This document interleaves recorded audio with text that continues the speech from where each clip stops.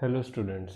तो अब हम लोग पढ़ेंगे हमारा नेक्स्ट टॉपिक 8.4 जिसका नाम है ग्राफिकल रिप्रेजेंटेशन ऑफ मोशन। इसका मतलब क्या है? हम मोशन का जो भी डेटा होगा, इंफॉर्मेशन जो होगी कि स्पीड इतनी है, फिर टाइम के साथ स्पीड कम हुई या टाइम के साथ किसी ऑब्जेक्ट में ज़्यादा चला या कम चला, ये जितना भी डेटा है हम उसे ग्राफ की फॉर्म में क्या करेंगे? रिप्रेजेंट करेंगे। इससे होगा क्या? हम सबको पता है ग्राफ एक बहुत अच्छा टूल होता है अपने डेटा को क्या करने के लिए, इमेजिन करने के लिए, उसे देख पाने के लिए कि उसके अंदर किस तरीके का ट्रेंड आ रहा है। तो इसी चीज को अब हम क्या करेंगे? ग्राफ की फॉर्म में देखेंगे। और इसमें मोशन चैप्टर में जो हमें पढ़ना है वो दो तरीके के ग्राफ पढ़ने हैं। पहला है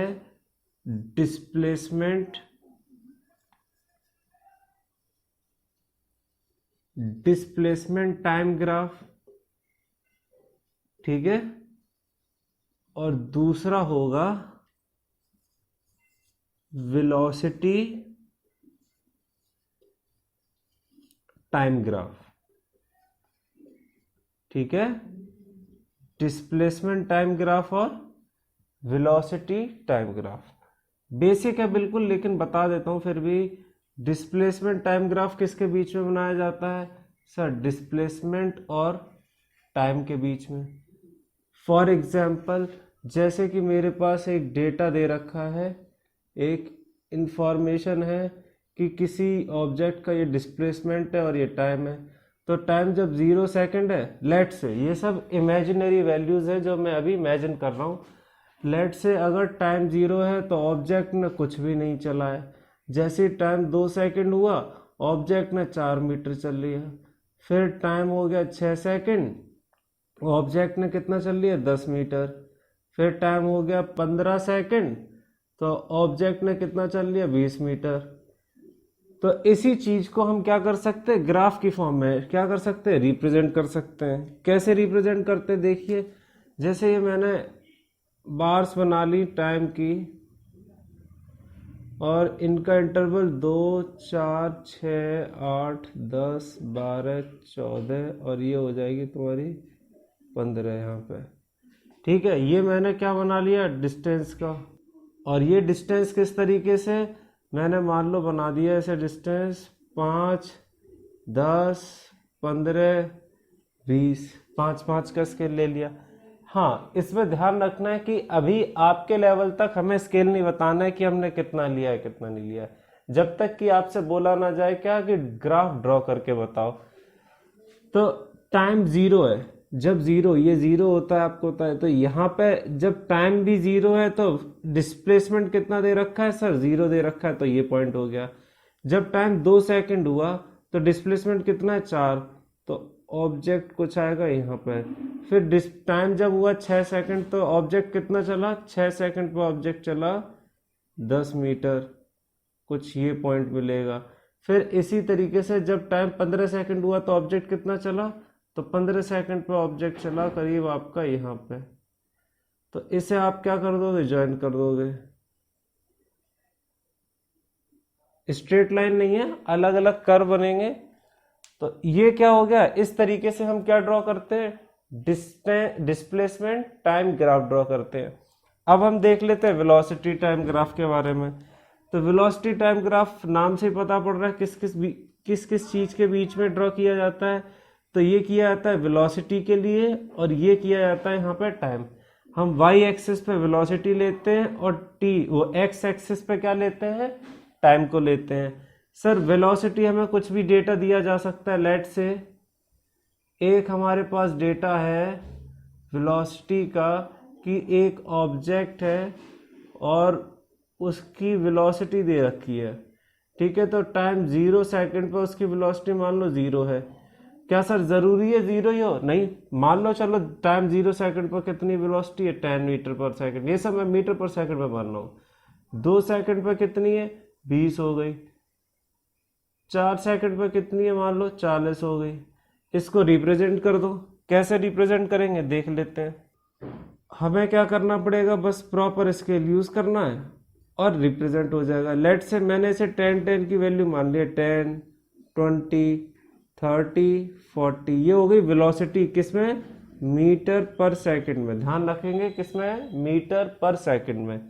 और ये क्या हो जाएगी, हमारा टाइम हो जाएगा। लेट से ये हो गया 0 यहाँ पे, उसके बाद 2 सेकंड, फिर 4 सेकंड, फिर 6 सेकंड, बस बहुत है। क्यों, इससे आगे हमारे पास डेटा है ही नहीं। तो वैल्यू पुट करते हैं, 0 पे कहाँ है, 0 पे 10 है, तो 1 पॉइंट ये मिल गया आपको। 2 सेकंड पे वैल्यू क्या है इसकी, 20 है, 1 पॉइंट ये मिल गया आपको। 4 सेकंड पे क्या है, 40 है, 1 पॉइंट ये मिल गया आपको। और ये इस तरीके से आपका ग्राफ आ जाएगा। ठीक है, तो इस तरीके से हम डेटा को, ये आपके पास डेटा है, ऐसे ही डेटा आप लोगों को मिलेगा, ठीक है, क्वेश्चंस में। तो इस डेटा को हमें ग्राफ की फॉर्म में रिप्रेजेंट करना पड़ेगा। क्वेश्चन में बोला जाएगा कि आपको डिस्प्लेसमेंट टाइम ग्राफ बनाना है या वेलोसिटी टाइम ग्राफ बनाना है। अब कुछ पहले से ही प्री एग्जिस्टिंग ग्राफ देख लेते हैं। प्री एग्जिस्टिंग मतलब जो हमें याद करने पड़ेंगे कि मान लो अगर ऑब्जेक्ट रुका हुआ है तो डिस्टेंस टाइम ग्राफ कैसे बनेगा, ऑब्जेक्ट की स्पीड बराबर अमाउंट से मतलब यूनिफॉर्म मोशन हो रहा है तो वो किस तरीके से ड्रॉ होगा। तो कुछ ऐसे ही प्री एग्जिस्टिंग ग्राफ्स देख लेते हैं हर एक कैटेगरी में। तो सबसे पहले हम पढ़ेंगे डिस्प्लेसमेंट टाइम ग्राफ के बारे में। तो सबसे पहला देखते हैं हम डिस्प्लेसमेंट टाइम ग्राफ के अंदर पहली कंडीशन एज्यूम करते हैं, when an object is at rest. When an object is at rest, रुका हुआ है ये ऑब्जेक्ट, तब क्या होगा, खुद सोचो। अगर कोई ऑब्जेक्ट रुका हुआ है तो क्या उसकी वेलोसिटी या उसके अंदर कोई डिस्प्लेसमेंट आएगा। जब कोई भी ऑब्जेक्ट रुका हुआ है, लेट से मैं यहाँ रुका हुआ हूँ, तो जब मैं यहाँ रुका हुआ हूँ तो क्या मैं कुछ चला, कुछ डिस्प्लेसमेंट कवर किया, नहीं किया, मतलब डिस्प्लेसमेंट क्या होगा, 0। तो सबसे पहले तो ये देख लेते हैं ग्राफ ड्रॉ किसके बीच में होगा। तो सर डिस्प्लेसमेंट टाइम ग्राफ हमेशा किसके बीच में ड्रॉ किया जाता है, इधर आएगा आपका डिस्प्लेसमेंट, इधर आएगा आपका टाइम। ठीक है, यहाँ पे मैं कुछ मार्किंग्स बना लेता हूँ डेटा को रिप्रेजेंट करने के लिए, जस्ट फॉर योर इमेजिनेशन। ठीक है, तुम्हें ऐसे नहीं बनाना है, मैं बता दूंगा तुम्हें कैसे बनाना है। ये हो गया। चलो मैं एक इमेजिनरी डेटा ले लेता हूँ, जैसे कि हमारे पास एक डेटा है, हमारे पास, और डेटा कुछ है, ये हो गया डिस्प्लेसमेंट और ये टाइम। मैं डिस्प्लेसमेंट मीटर में नाप रहा हूँ, ठीक है, और टाइम सेकंड्स में। तो 0 सेकंड्स पे डिस्प्लेसमेंट 0 होगा। खुद सोचो ऐसा क्यों होगा, क्योंकि ऑब्जेक्ट किस पे है, ध्यान रखो, क्योंकि ऑब्जेक्ट किस पे है, ऑब्जेक्ट है रेस्ट पे। ये इंपॉर्टेंट पार्ट है कि ऑब्जेक्ट रेस्ट पे मतलब रुका हुआ है। तो जब रुका हुआ है तो डिस्प्लेसमेंट वो कुछ कवर नहीं करेगा। तो टाइम 0 सेकंड है तब भी क्या हुआ, 0 मीटर। 2 सेकंड हो गया तब भी कितना हुआ, 0 मीटर। 4 सेकंड हो गया तब भी कितना हो गया, 0 मीटर। इसी तरीके से 8 सेकंड हो गया तब भी कितना है, 0 मीटर। बस अब इसे रिप्रेजेंट कर लेते हैं। चलो वैल्यूज देख लेते हैं कैसे कैसे होने वाली है।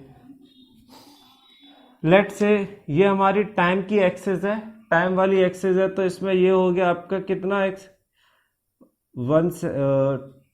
2 सेकंड मान लेते हैं। ये हो गया 4 सेकंड, ये आपका 0, ये हो गया 6 सेकंड, ये हो गया 8 सेकंड, ये हो गया 10 सेकंड। ठीक है, और इसी तरीके से ये क्या डिस्प्लेसमेंट, तो डिस्प्लेसमेंट मान लो ये 2 मीटर है, ये 4 मीटर है। इससे ज़्यादा मानने की ज़रूरत है नहीं, कर सकते हो लेकिन फ़ायदा नहीं है। क्यों, क्योंकि हमेशा डिस्प्लेसमेंट की वैल्यू क्या आई है हमारे पास, 0 मीटर।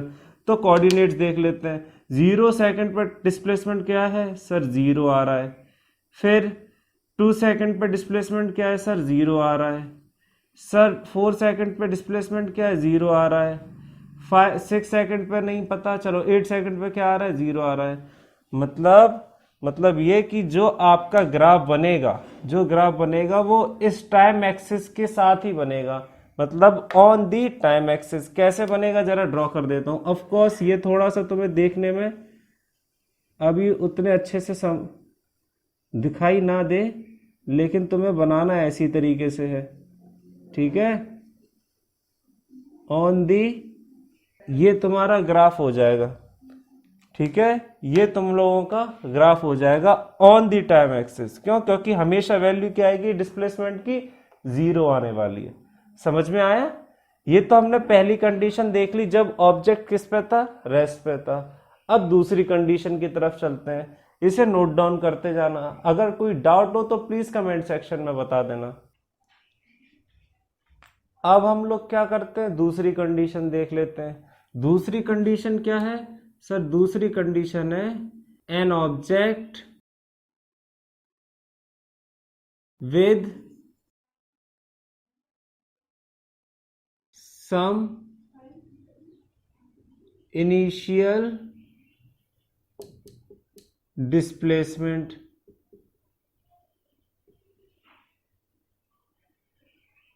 और ये किस पे रहेगा? At rest. मतलब क्या है? एक ऑब्जेक्ट रुका हुआ है। इसका मतलब क्या है? एक ऑब्जेक्ट रुका हुआ है, लेकिन उसके पास पहले से ही क्या है? कुछ इनिशियल डिस्प्लेसमेंट है। शुरुआत में ही उसने थोड़ा चल रखा है, थोड़ा चल दिया और फिर यहाँ पे आके रुक गया। तो ऐसे केस में क्या होगा, जरा देखते हैं किस तरीके से होगा।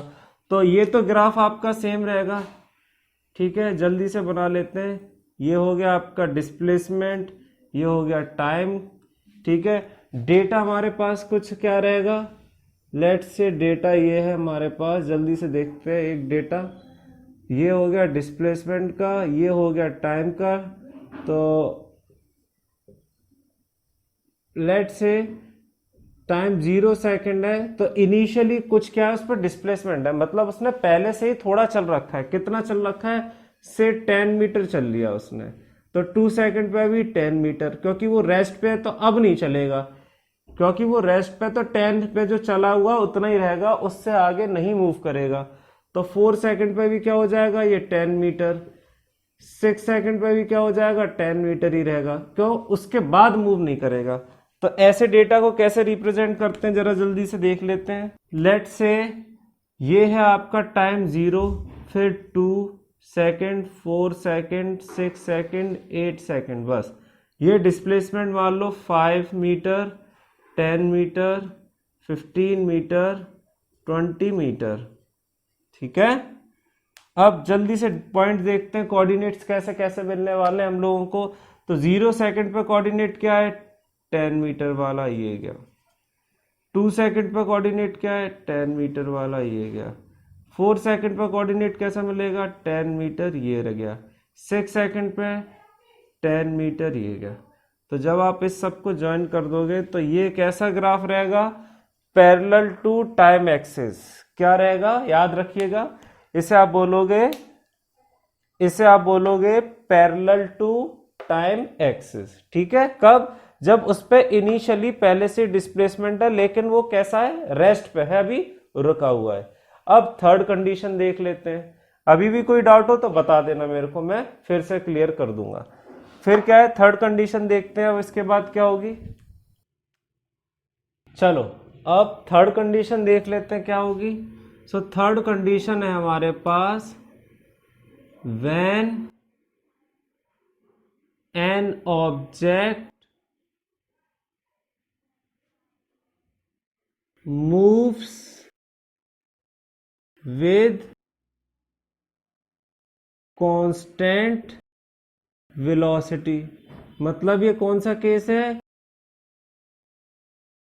Uniform motion.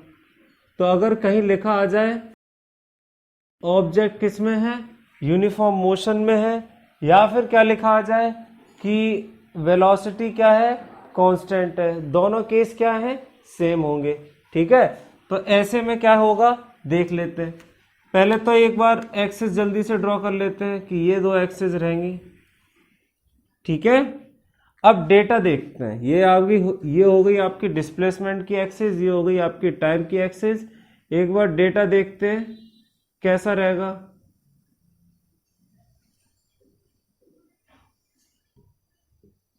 ये आपका डिस्प्लेसमेंट, ये टाइम, ठीक है। तो स्पीड क्या है, कांस्टेंट रखनी है। स्पीड कांस्टेंट जैसे मान लो मैंने रखी 2 मीटर पर सेकंड, ये आपकी स्पीड है या वेलोसिटी है, ये क्या रहेगी, कांस्टेंट रहेगी। तो मतलब जब टाइम जीरो है, जब टाइम क्या है, जीरो है, तो वेलोसिटी कितनी हो गई सर, जीरो पे तो जीरो कुछ चलेगा ही नहीं। जब टाइम 1 सेकंड हो जाएगा, 1 सेकंड में कितना चलेगा वेलोसिटी के हिसाब से, पर सेकंड होती है ना 2 मीटर पर सेकंड, मतलब 1 सेकंड में कितना चला 2 मीटर। तो 1 सेकंड में कितना हो जाएगा इस पर डिस्प्लेसमेंट 2 मीटर। फिर 2 सेकंड पे कितना हो जाएगा 4 मीटर। फिर 3 सेकंड पे कितना हो जाएगा 6 मीटर। सिमिलरली 4 सेकंड पे 8 मीटर और 5 सेकंड पे 10 मीटर। ये हमारी ग्राफ्स की क्या आ गई, वैल्यूज आ गई। ठीक है, ये सब आपको याद नहीं करना है, ये तो मैं आपकी इमेजिनेशन के लिए बताता हूं, क्योंकि आपको हैबिट है कि सर पहले डेटा दिखाओ तभी ड्रॉ कर पाएंगे। आपको तो सिर्फ ये याद करना है कि इस एक्सिस पे है, कि इसके पैरेलल है, कि बढ़ेगा कि घटेगा, ये सारी चीजें आप लोगों को याद करनी है। इनसे मतलब नहीं है, तो इमेजिनरी डेटा है जो अभी अभी हमने बनाया आपके साथ। एक बार जल्दी से रिप्रेजेंट करके देखते हैं इन सब डेटा को, इन सब वैल्यूज को ग्राफ पे। ये हमारा टाइम है 1 सेकेंड, ये 0, 2 सेकेंड, 3 सेकेंड, 4 सेकेंड, 5 सेकेंड और 6 सेकेंड। ये क्या हो जाएगा हमारे पास, डिस्प्लेसमेंट की वैल्यू आ जाएगी। डिस्प्लेसमेंट क्या है, 0 मीटर तो हो गया, 0 तो यही होगा। फिर हो जाएगा हमारे पास मान लो 2 metre, 4 metre, 6 metre, 8 metre, 10 metre और 12 मीटर। ठीक है, अब डेट पॉइंट्स देखते हैं, कोऑर्डिनेट्स कौन कौन से मिलने वाले हैं। तो जरा कोऑर्डिनेट्स देखो, तो कोऑर्डिनेट्स होंगे 0 पे 0, क्यों, क्योंकि 0 पे 0। फिर 1 सेकंड पे 2 मीटर, 1 सेकंड पे 2 मीटर। फिर 2 सेकंड पे 4 मीटर, तो 2 सेकंड पे 4 मीटर। फिर 3 सेकंड पे 6 मीटर, 3 सेकंड पे 6 मीटर। फिर 4 सेकंड पे 8 मीटर, 4 सेकंड पे 8 मीटर। और फिर 5 सेकंड पे 10 मीटर, 5 सेकंड पे 10 मीटर। ये आपका क्या आ गया, डेटा आ गया। ये कोऑर्डिनेट्स मिल गए आपको। अब इन कोऑर्डिनेट्स को ज्वाइन करते चले जाओ। ये आपको हल्की सी कर्व दिख रही है, पेन हिल जाता है, लेकिन आपकी स्ट्रेट लाइन बनेगी, याद रखना। कैसी बनेगी, ये स्ट्रेट लाइन बनेगी और ग्राफ कुछ इस तरीके का आएगा। फोर्थ कंडीशन देख लेते हैं। फोर्थ कंडीशन क्या है जरा समझना। जब कभी भी कोई ऑब्जेक्ट मूव कर रहा है कांस्टेंट वेलोसिटी से, मतलब वेलोसिटी बराबर रहेगी। अगर 2 मीटर पर सेकंड ले रहे हैं तो 2 मीटर पर सेकंड रहेगी, 5 मीटर पर सेकंड ले रहे हैं तो 5 मीटर पर सेकंड लगेगी। लेकिन उसके पास पहले से ही क्या है, कुछ इनिशियल डिस्प्लेसमेंट है, मतलब वो पहले से ही थोड़ा चला हुआ है। इनिशियली उसके पास कुछ क्या है, डिस्प्लेसमेंट है। तो ऐसे केस में क्या होगा, ऐसे केस के लिए क्या करते हैं हम, डेटा बना लेते हैं पहले। सर चलो डेटा बना लेते हैं। मान लो इनिशियल डिस्प्लेसमेंट क्या है, इनिशियल डिस्प्लेसमेंट है 10 मीटर, मतलब वो पहले से ही, जैसे मैं यहां पे हूं तो मेरे को तुम कैलकुलेट करोगे उससे पहले ही मैं 10 मीटर चल चुका हूं।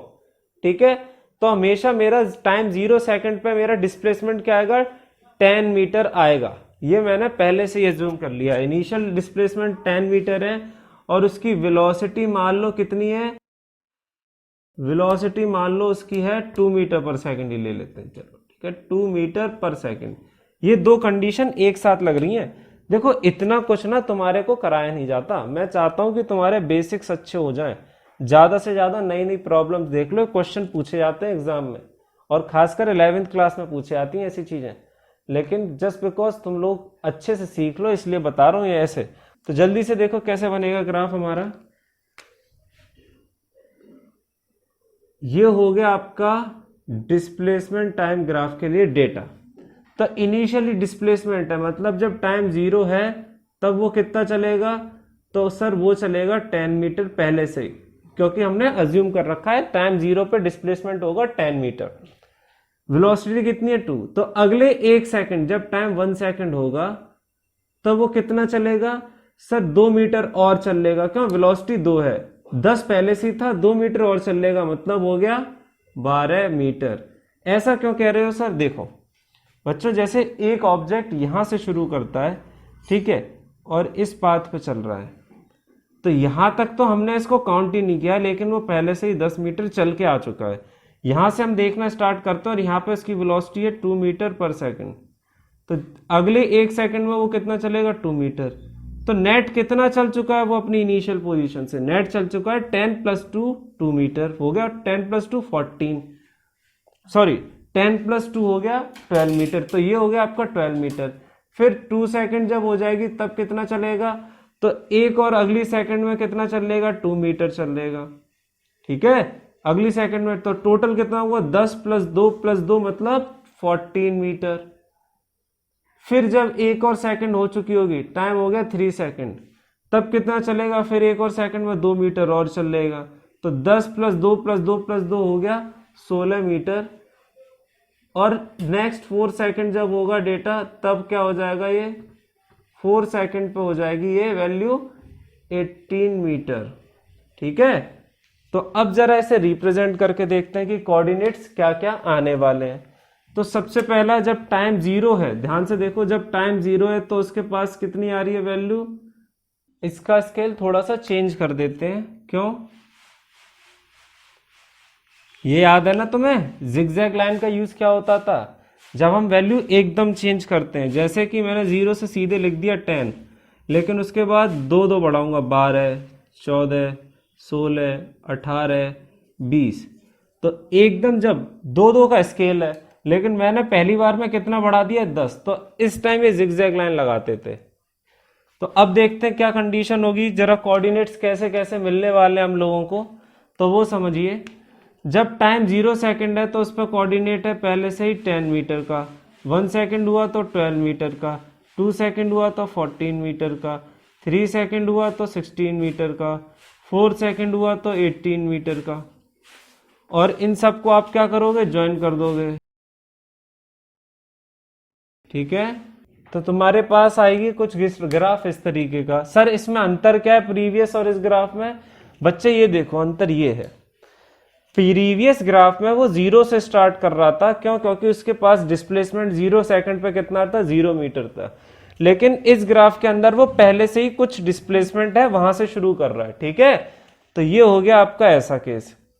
अब एक केस और देखते हैं, कौन सा, नॉन यूनिफॉर्म मोशन का। स्पीड जब बढ़ भी सकती है घट भी सकती है, तो उस केस में क्या होगा जरा देख लेते हैं। चलो 5th केस देखते हैं, when object moves with constant की जगह वेरिएबल आ जाएगा, वेरिएबल वेलोसिटी। इसका मतलब क्या है, कंडीशन है नॉन यूनिफॉर्म मोशन की, ठीक है, नॉन यूनिफॉर्म मोशन की कंडीशन रहने वाली है। तो इसे थोड़ा सा अंडरलाइन कर देता हूं जिससे तुम्हें याद रहे कि ये किस चीज का है, वेरिएबल वेलोसिटी है, नॉन यूनिफॉर्म मोशन रहने वाला है। कैसे इसका ग्राफ बनेगा जरा देख लेते हैं। ये डिस्प्लेसमेंट होगा, ये टाइम होगा, ठीक है, ये मार्किंग जल्दी से अभी ड्रॉ कर लेते हैं।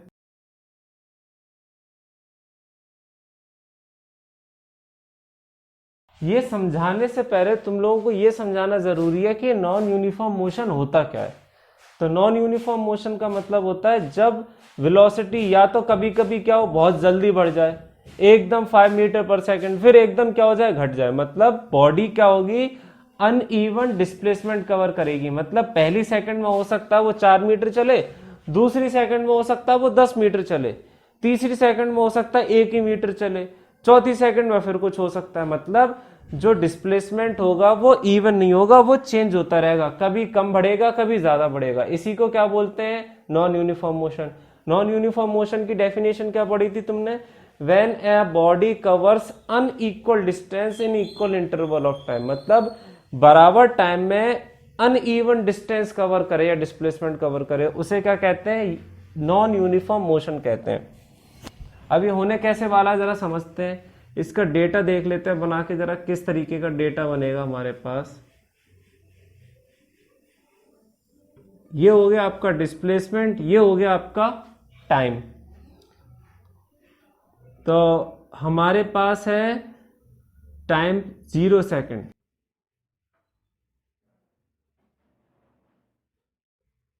अब मैंने इसमें कहीं लिखा तो है नहीं कि विद सम इनिशियल डिस्प्लेसमेंट, तो जब ये नहीं लिखा कि विद सम इनिशियल डिस्प्लेसमेंट, तो हमेशा टाइम 0 सेकेंड पे वो कितना चलेगी बॉडी?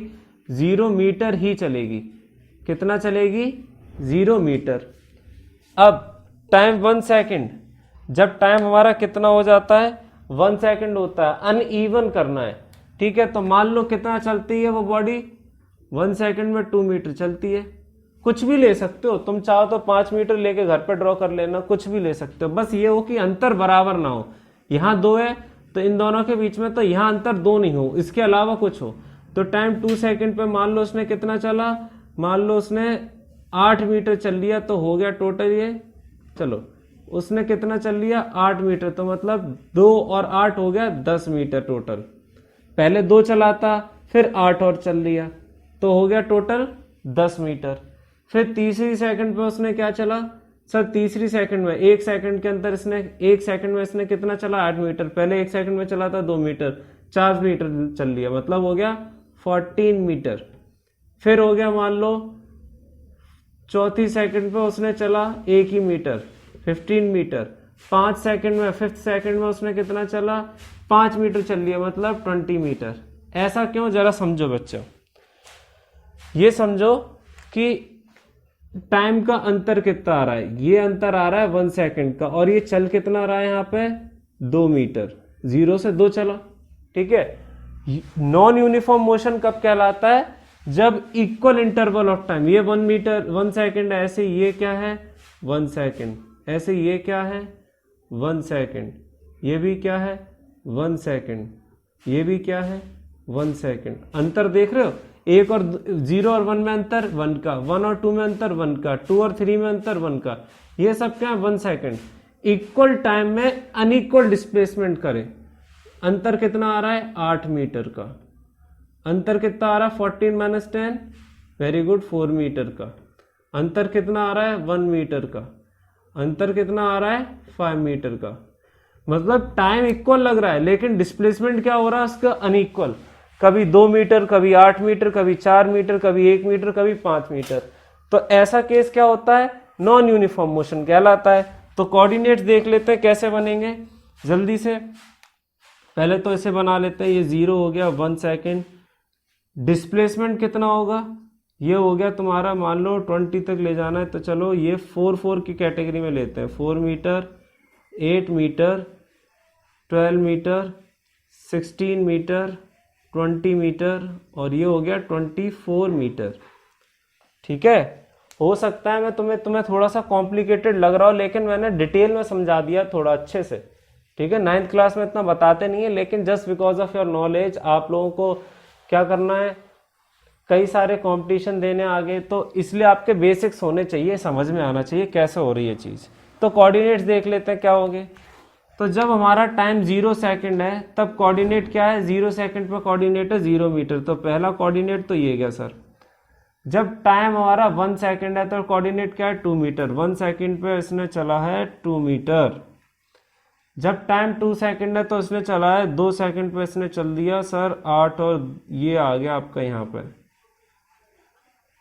जब टाइम 3 सेकंड है तो 14 मीटर। 3 सेकंड पे कितना चलेगा ये?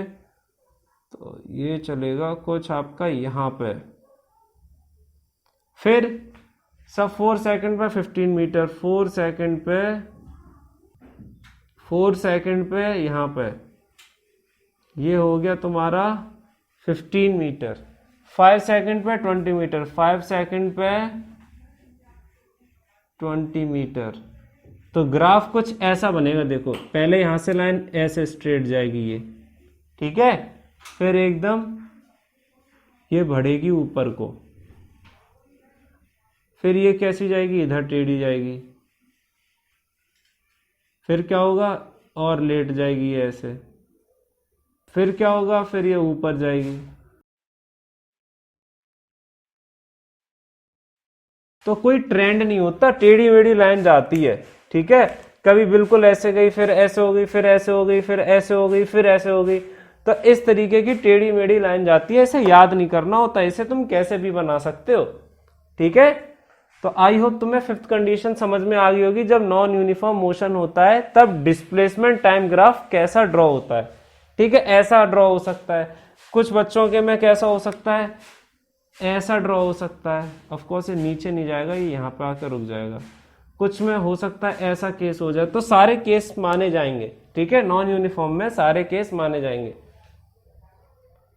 आई होप तुम लोगों को ये भी समझ में आ गया हो। अब हम पढ़ेंगे वेलोसिटी टाइम ग्राफ के बारे में।